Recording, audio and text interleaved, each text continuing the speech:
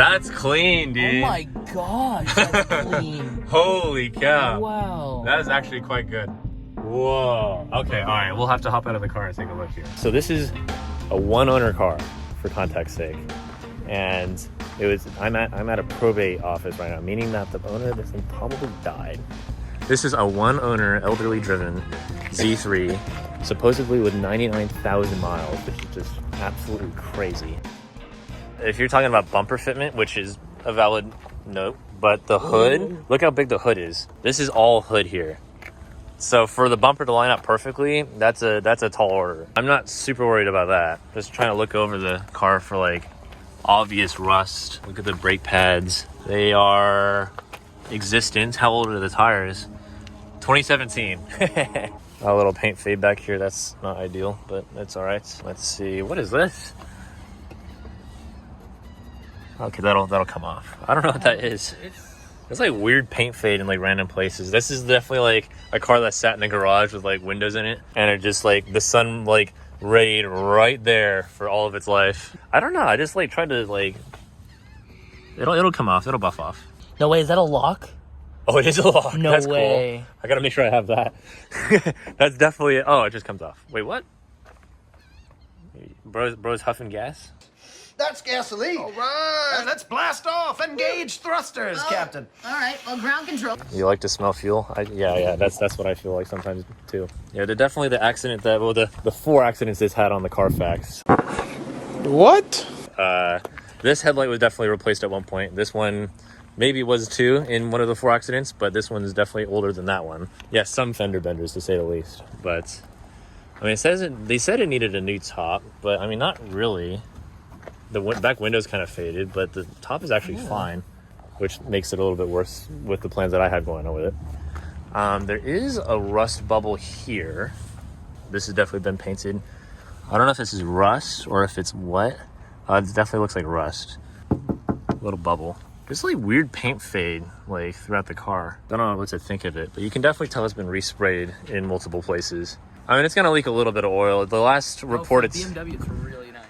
The last record it has was like 2 years ago at 98,000 miles, and supposedly has 99,000 miles now. So it's been driven like 1,000 miles in the last 2 years. We're gonna go inside. I'm gonna cut the cameras just for formality's sake, because it is a probate office. So, and I'll report back to you guys when we're done. It sounds more like over here. Like over here? Like on the valve cover.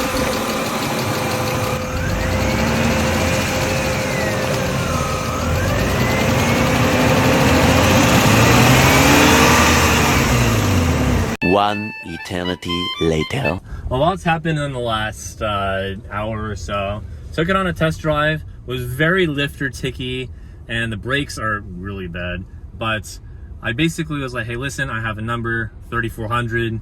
I'm not gonna go any more than that, and walked away. Shout out to Nico, by the way, for suggesting that. They were pretty adamant about 3,800. I thought I couldn't get them to be lower than that, but Nico, I had a conversation with him over the phone. He said, hey, I think you should do the walk at 34, because there's another one for sale just down the road for 1,200 bucks. It needs a lot more work than this one. But despite that's what the situation was, so I did that, and they called me back probably, what, 10 minutes after we left? 10 minutes after we left, they gave a call back saying, hey, we'll do 3,400, come right back, please. And I said, can do. So now we are back after driving away. We're gonna park up, we're gonna exchange cash and a title, and we're gonna see if we can drive this thing home, because I'm not super confident about the brakes. So we'll have to just kind of pray to God that he keeps us safe. Oh, geez.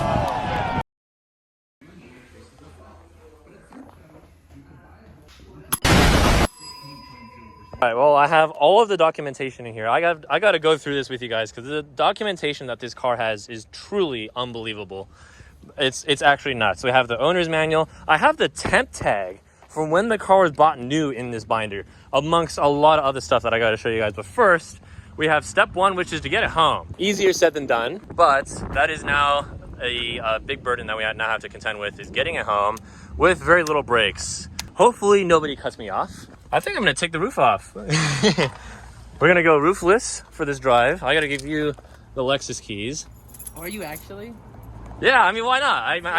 I can't see out of the back anyway. We're gonna go ahead and start her up. Please start.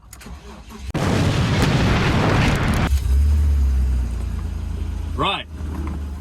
So, I think we just go like this. This should be the easiest thing in the world. I'm gonna go like that. And then now what? Now just yank that hoe back. Oh That's it. my gosh, that's so much easier than E46. You gotta get one of these, dude. Yeah. Now what? I think you just leave it. Oh, is that what that cover is for in the back? Oh, it may be. It's fine, it's fine. We move. Okay, all right. So we have about an hour and a half to 2 hour drive. I should look at traffic to kind of gauge my risk levels for my brakes. And we'll go from there. We have now driven together for about the last 10 miles or so. So far, so good. The engine temps are holding nicely. Did get an airbag light, which is a little unfortunate, so I can't really scan it because it's OBD1. AC blows cool, and it's shifting through the gears very nicely. And it's overall driving really, really good at the moment. So we do have about another 65 miles to get home. So I better not talk too much before I get myself into trouble. But keeping a lot of lead distance between the person in front of me because the brakes are very, very, very, very, very, very, very bad. Panda Express stop was officially successful. We have just the last 40 minutes of the drive or so. But this does mean this will be the last drive before she hits 100,000 miles. This thing is actually so mints, it's unbelievable. Okay, out of reverse, handbrake off. Oh, we're moving. We are back on the road. Let's get back home in one piece. A few inches later. Holy cow, holy cow, holy cow. Well, in the adventures of That's Not Brilliant, our temperatures are climbing. So we are going to shut that off. We are now on the side of the highway, which isn't brilliant. That's not good. Let's see what we got for issues here. Well, that's not brilliant. We were losing power pretty quickly there. And the temperature was climbing pretty quickly. Oh, really? Yeah.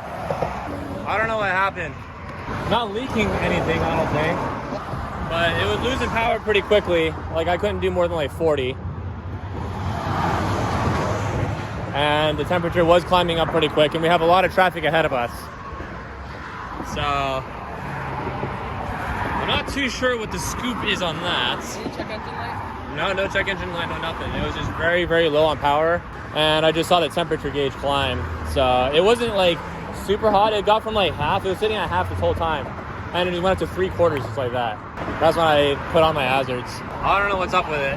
Something is a little bit goofy. See how my coolant looks. I can't tell, but it'll be very hot, though. Yeah, it's gonna be hot, yeah. I also have the key off. Let's see if the fan turns on. Holy cow, holy cow, holy cow. Yep, that's not good. Temp gauge went all the way up. It's all the way up now. You leaked a lot of fluid back there, so can you roll the car? Can we move the car back? There's a lot of fluid There's a lot of fluid? in the middle. I think that's just AC. I can roll it back so. Alright, we can roll it back, yeah. So with the path that we got ahead of us, we have a lot of traffic up ahead, and we have the Skyway ahead of us too. So the Skyway bridge is very, very long and very, very steep, at least relative to everything else in Florida. So I'm not trusting this to make it there. Luckily, I do have AAA. So I'm gonna make the call. I'm gonna call AAA right now. I'm not gonna take the chance. Whether I stay here on the highway or we go somewhere else, I don't really know. This is a pretty solid shoulder to stay on now. But Daniel does have other places to go, so he may have to ditch me here, which is totally fine. But that's kind of what I'm playing with right now. I can't risk getting overheated on the Skyway Bridge. That's just not gonna happen.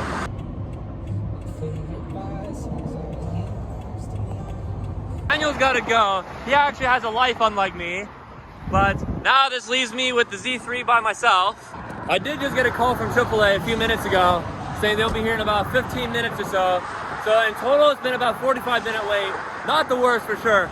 Could be a lot worse. You know, I bought a 27-year-old BMW and it overheated on my first drive home. What did I expect? I think this thing just didn't want to hit 100,000 miles. It's at 99,980 something. So on that rate, you know, she didn't want to hit 100 today. She wanted to hit 100 another time, and the other time is going to be a long time from now because we got to figure out why this thing is overheating. Water pump, whatever it is, I have no idea. I really don't. I couldn't tell you. But in hindsight, I'm just trying to think of like what I could have done to prevent this. And on the test drive, I had the AC blasting. I really pushed the car, and the car was running for like 20 minutes total, AC blasting and everything, and it held up great. So in hindsight, I really wouldn't have changed anything. It's just the luck of the draw that for the first hour of the drive back, it was fine, and then immediately after Panda, it overheated. That's just the name of the game when you buy a 27-year-old BMW, I guess. Maybe a Miata is what I should have bought. Immediately after I buy the car, the tow truck driver's driving it. He's super chill, so he's just gonna make sure it's in neutral, I guess. I'm not sure what else, but I think, yeah, he's good. We're just gonna winch it on, I guess. So we'll see how this goes. I like the tow truck driver just said to me off camera, this could have been so much worse. I could have broken down a mile down that way, and this situation would have been 100 times more sketchy with like barely any shoulder and a lot more traffic. We have this whole shoulder here to ourselves of barrier from other vehicles, and it's nice and flat, and a lot of space for the tow truck to pull up.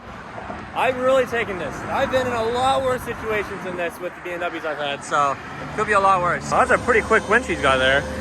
I need one of these, dude. I really, really need a tow truck. You know how nice would this be if I actually had a tow truck? That's close, so I think we're good. Definitely heard some scrapes, and I think the bumper may have just cracked a little bit, but there's only so much you can do in this case.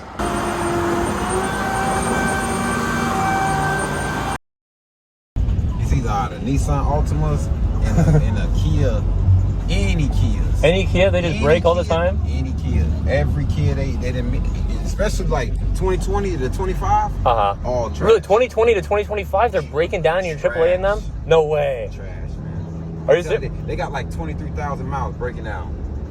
A lot of like GMC trucks and stuff like that, you would think that the 25s and the 23s and stuff, they Seriously? Good. Yeah, I would think so, yeah. No way. Trash. Transmissions are great. Transmission? No.